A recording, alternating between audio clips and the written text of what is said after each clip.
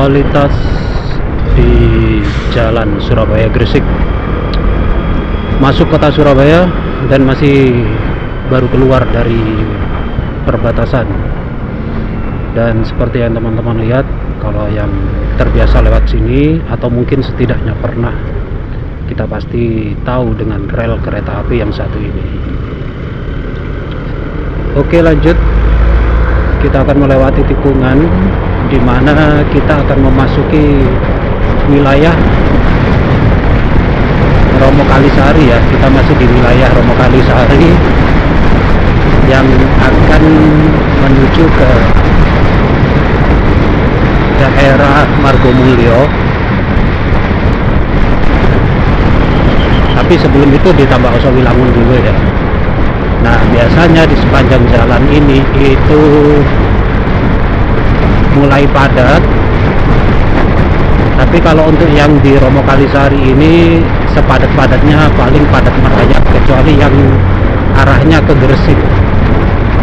Karena lebih umumnya itu kalau di hari kerja itu pasti banyak kendaraan besar seperti kontainer, truk, dump truk, terus truk gandeng, jenis-jenis kendaraan besar lah, itu keluar dari kota Surabaya.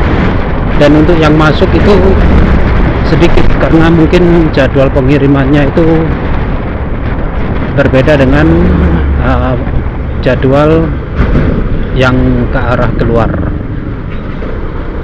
Nah, biasanya jam-jam segini itu kalau semakin mendekati Margomulyo ya, karena di sana memang wilayah industri, jadi tentunya kendaraan-kendaraan besar itu akan sangat padat. Kemudian ditambah lagi dengan kendaraan-kendaraan pribadi, lalu kendaraan umum yang lainnya, maka akan semakin menambah kepadatan. Meskipun sudah ada tol, kebanyakan yang keluar masuk kota Surabaya ini lebih memilih jalur bawah daripada naik tol. Nah, seperti yang teman-teman lihat, ini adalah kawasan Tambak Osowilangun, dan di sebelah kiri saya ini adalah terminal Teluk Lamong. Teman-teman juga bisa melihat luasnya jalan ini di depan terminal Osowilangun, Tambak Osowilangun,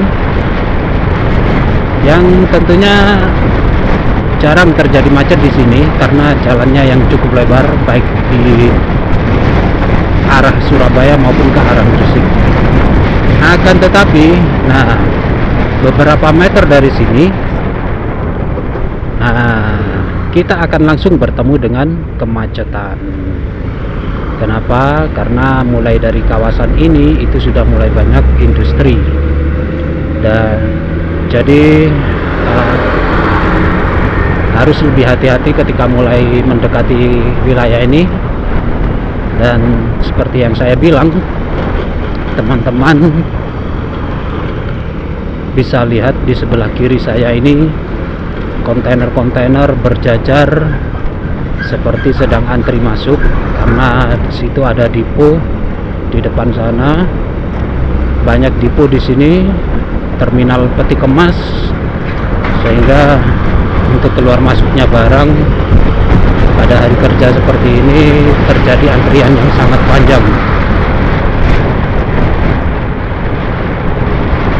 Nah, semakin kita mendekati Margomulyo itu biasanya semakin padat, karena 3 lajur akan penuh oleh kendaraan-kendaraan. Bukan 3 lajur ya, tapi 2 lajur. 1 jalur 2 lajur. Yang terkadang ada pemisah jalan, ada yang tidak, karena ada 2 arah atau 2 jalur.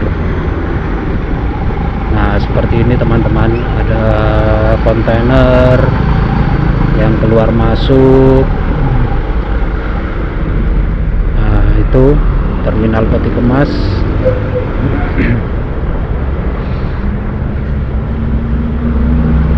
Tuh kan,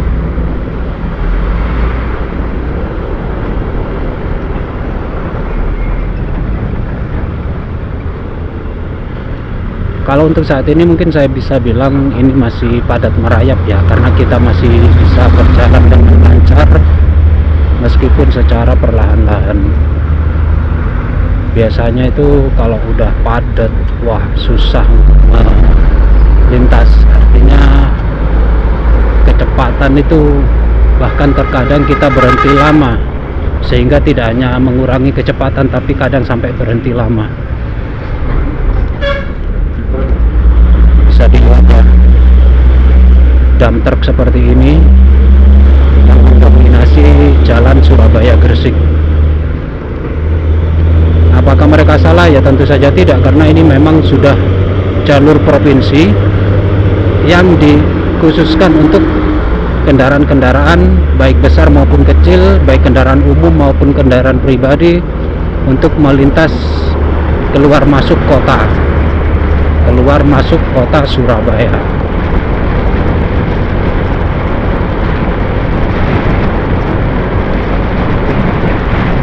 Tapi mungkin masih terlalu siang ya, sehingga di sini tampak lengang, karena biasanya jalur ini sudah sangat padat, sehingga terkadang roda 2 itu mengambil jalur yang ke arah Gresik, tapi dia mengarah ke arah kota Surabaya. Karena di sisi ini yang saya sedang melintas ini, yang sedang mengarah ke Surabaya ini, itu biasanya sudah sangat padat, sehingga tidak memungkinkan untuk kendaraan roda 2 itu dapat melajukan kendaraan. Sehingga kebanyakan kalau sudah ada pemisah jalan yang ada putar baliknya atau putus pemisah jalannya itu, maka pengendara roda 2 akan mengambil jalur Surabaya Gresik.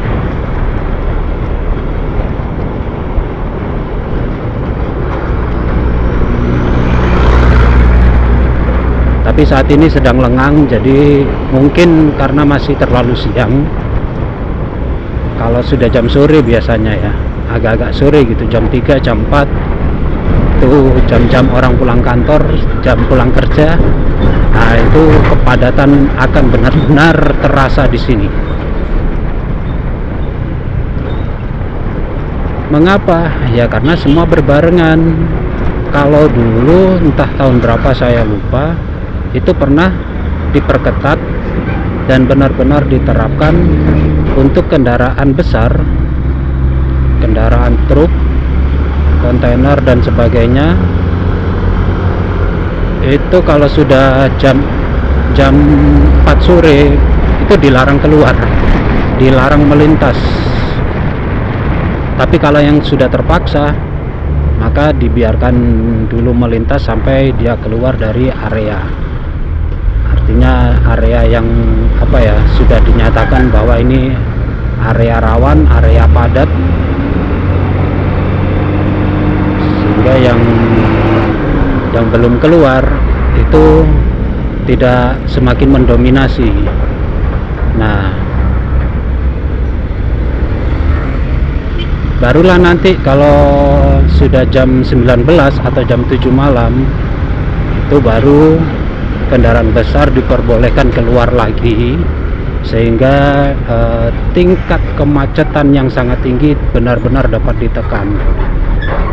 Dan itu saya rasa hanya berjalan nggak sampai setahun mungkin ya, karena Kapolresnya waktu itu benar-benar tegas, akan benar-benar menindak kendaraan besar yang nekat melintas pada jam yang dilarang. Oke, kita sudah masuk di kawasan Margomulyo, dan seperti yang teman-teman lihat, sebelah kanan maupun sebelah kiri saya ini didominasi oleh industri, didominasi oleh pergudangan. Karena memang di sini dikhususkan untuk perindustrian ya, yang ada di Surabaya. Kalau untuk wilayah ini masih masuk wilayah Surabaya Utara. Jadi harus benar-benar hati-hati ketika melintas di kawasan Margomundo ini, karena ya seperti yang kita lihat, seperti yang kita ketahui, industri tentu identik dengan kendaraan besar yang keluar masuk.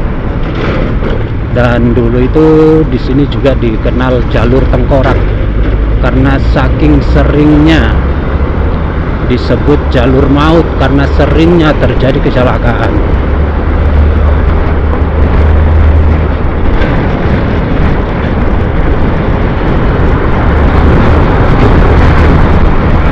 Oke teman-teman, kalau ke tempat tinggal saya yang baru sekarang ini, karena saya menempati kantor yang ada di daerah Duku Kupang, maka lewat jalur ini adalah jalur yang paling dekat kalau dari luar kota, yang dari arah Gresik, dari arah Lamongan, itu yang terdekat lewat sini.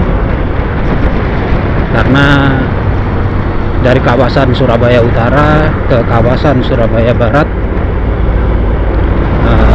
ini tempat saya tinggal itu bisa dibilang berada di perbatasan antara Surabaya Barat dengan Surabaya Utara. Dan perlu diketahui teman-teman juga ya, dari tadi teman-teman pasti lihat di sini kanan kiri saya ini pohonnya besar-besar, baik di tengah jalan maupun yang di pinggir jalan, ini pohonnya gede-gede. Jadi ya bersyukurlah kepada Tuhan Yang Maha Esa, sedikit mengurangi polusi di kawasan ini. Jadi kayak ada hutan di tengah kota gitu ya. Memang seharusnya lebih diperbanyak lagi pohon-pohon besar yang ditanamkan, namun sayangnya Surabaya ini sudah terlanjur metropolitan, sehingga sedikit sekali kesadaran akan polusi udara yang terjadi di kota ini. Karena polusi yang terjadi itu kan tidak hanya karena didominasi oleh perindustrian, kendaraan besar, tetapi dari hal lain juga bisa, seperti warga membakar sampah. Ini kan juga sampai saat ini itu kan masih terjadi, masih menjadi alternatif bagi warga untuk menghilangkan sampah. Oke, tapi teman-teman, saat ini saya tidak akan pulang dulu, karena sekali lagi kalau melintas di jalan ini itu enaknya apa? Masih ada lenggangnya. Tapi kalau melintas di jalan Kalianak tadi, andai kata saya lurus tidak belok ke Margomulyo, pasti saya akan bertemu dengan kemacetan yang luar biasa. Tapi kalau di sini sepadat-padatnya, ini masih merayap, masih bisa berjalan.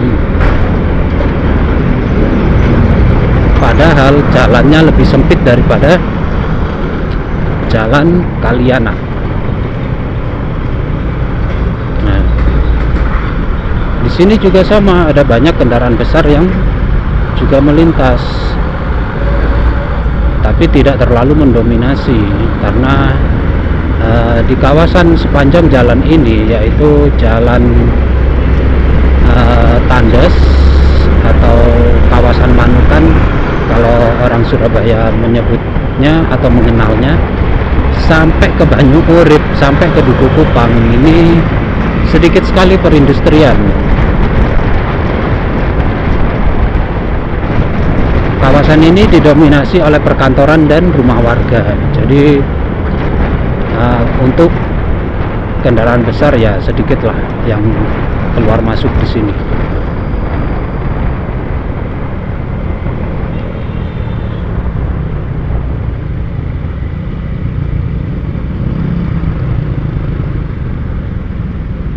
Nah, kita memasuki jalan Tanjung Sari ini teman-teman.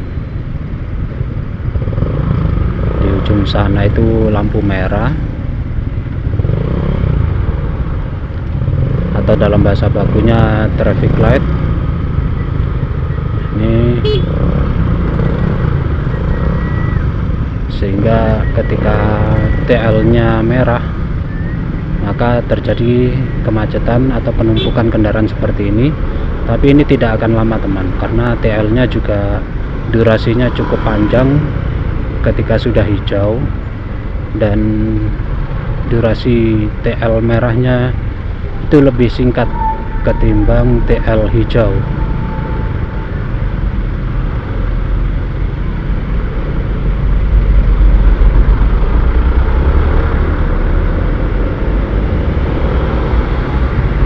Nah kan, jadi bisa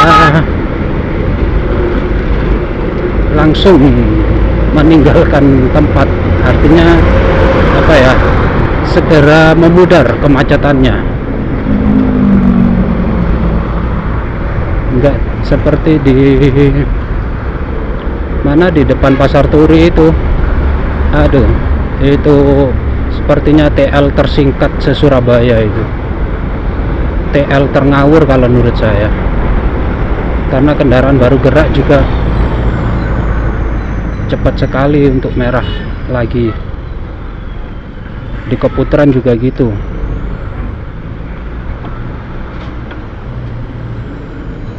Ini mobil maksa aja udah tahu jalan macet tuh. Sebenarnya kalau mau sadar lalu lintas itu ya, seharusnya di lajur kiri seperti ini tuh, yang paling kiri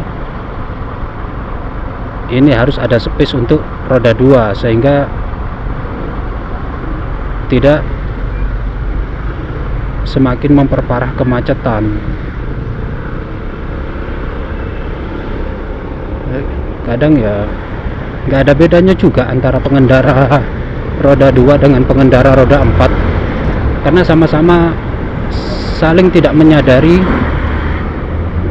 posisi dia berkendara. Sadar lalu lintasnya itu sama-sama nihil kalau saya nilai. Kenapa? Terlihat dari pola-pola mereka ini ketika mereka berkendara juga.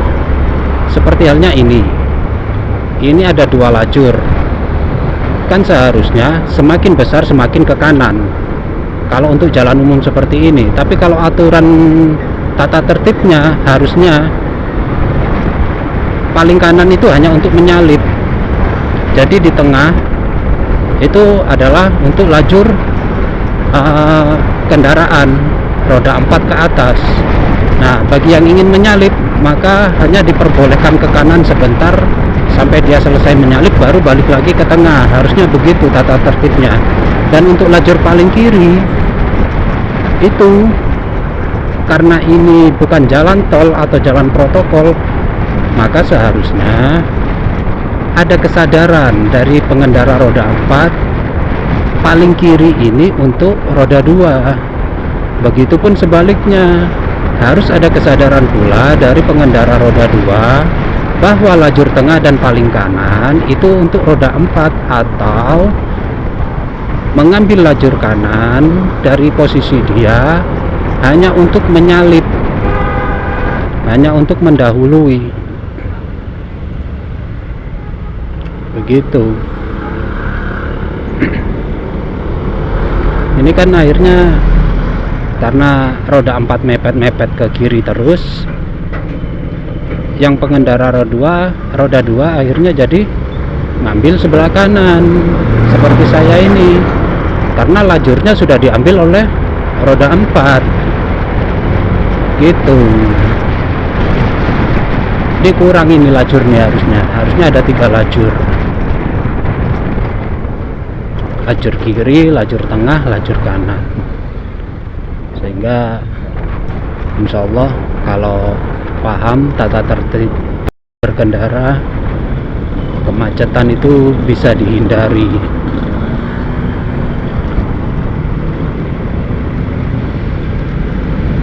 Tapi ya karena situasinya seperti itu, kita pun jadi pengendara juga situasional juga akhirnya, jadinya ikut-ikutan.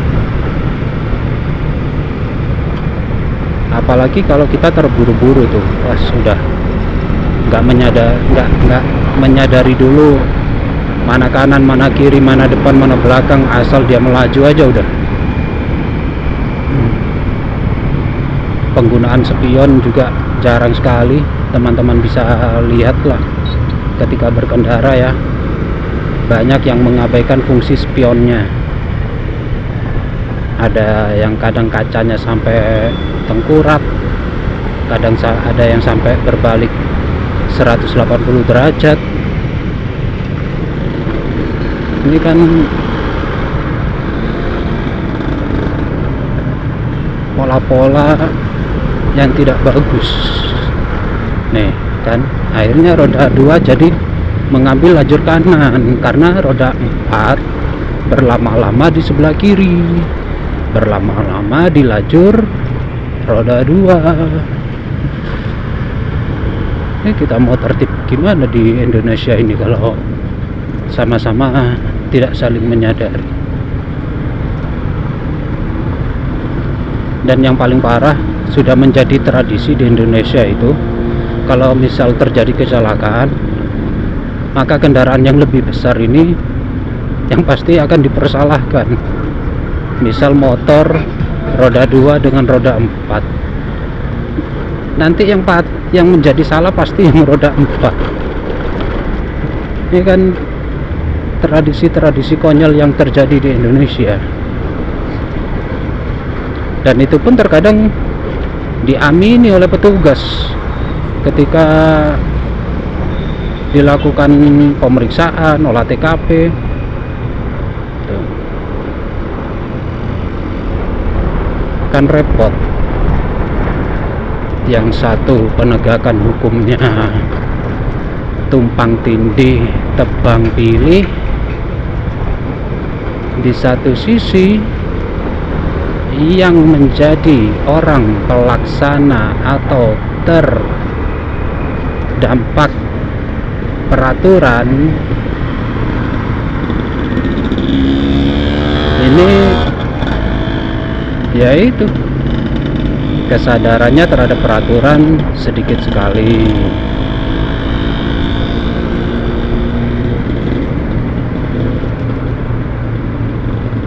Kemudian apalagi ya, egois,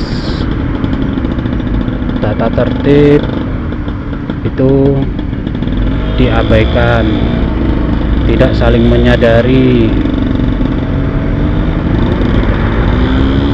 Ya kita ngomong kayak gini ini bukan kita yang paling sadar, si paling tertib, si paling patuh. Tapi memang terkadang kalau kita ini sedang berkendara itu, yang kalau menurut kita nih, kita udah baik-baik di jalan, udah mengikuti aturan, mengikuti tata tertib, kemudian tiba-tiba ada saja yang melakukan pelanggaran,